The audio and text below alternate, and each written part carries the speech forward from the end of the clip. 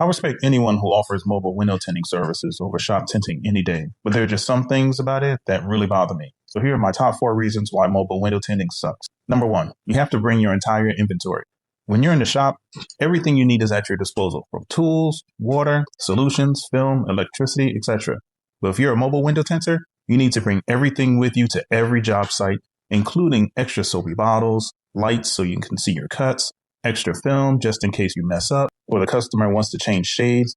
You need to have everything on hand. So if you arrive at a job site and you're missing a tri-edge, you're pretty much SOL and you have to improvise with your debit card or something. When you're in the shop, plotting your film on a machine is also more convenient, but mobile window tinters need to rely on hand cutting, unless you have a van with a plotter built into it, or you can plot all of your film before you leave the shop. I know some shop tinters actually prefer hand cutting anyway, but having access to a plotter is a lot more convenient, especially when you have 10 cars to work on in a single day. Number 2 reason is commuting to your location. Here in New Jersey, all of the cities are right next to each other and not spaced out between land and highways like down south, so it makes it easier to reach certain clients, especially if they're in the next town over. But depending on the time of day, you could experience either rush hour traffic, road construction with detours, or accidents that delay your trip. Sometimes you have a client in Newark and your next client would be down in Trenton.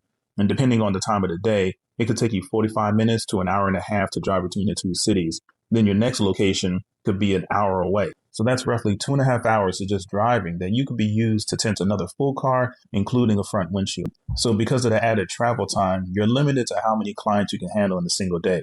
And let's not forget about lunch. Whereas in a shop, all of your clients come to you. And if some arrive early, they can either drop the car off or they can just wait. Number 3 reason is the client's location is always unexpected. If you're lucky enough, you can land a client with a big garage. It's out of the sun, out of the wind, has plenty of light in the garage. But sometimes you'll find yourself either outside in the driveway or in a parking lot with everyone driving around looking at you.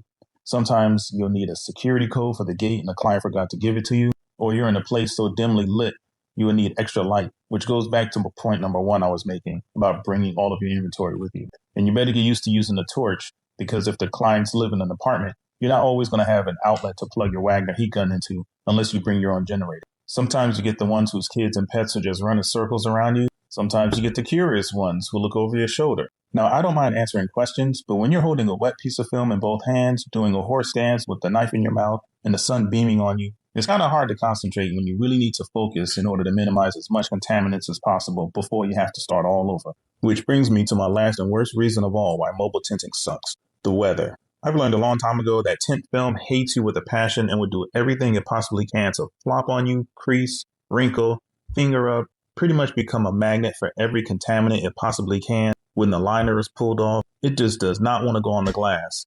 And that's within a shop. But when Mother Nature sees you window tinting outside, it's game on. If the sun is out and your film dries up and you didn't use enough soap, guess what? You got to start over. If the landscapers are out, you got to start over. If the wind blows the film in your hands, it's now contaminated with dust particles, so you got to start over. If a gnat flies onto the film, you got to start over. If pollen gets on the film, you got to start over. Let's not forget about bees, wasps, and mosquitoes biting you, or in the winter when it's 35 degrees outside and you have numb fingers from soapy water. And this is just half of it. We try to explain to our customers as best we can that we strive for 100% quality, but human error and Mother Nature will always make sure that never happens. So for that reason, number 4 is by far the worst reason why mobile tinting sucks. But if the process is done correctly and you give respect to your tools and the film and material, the tinted window can actually look pretty good.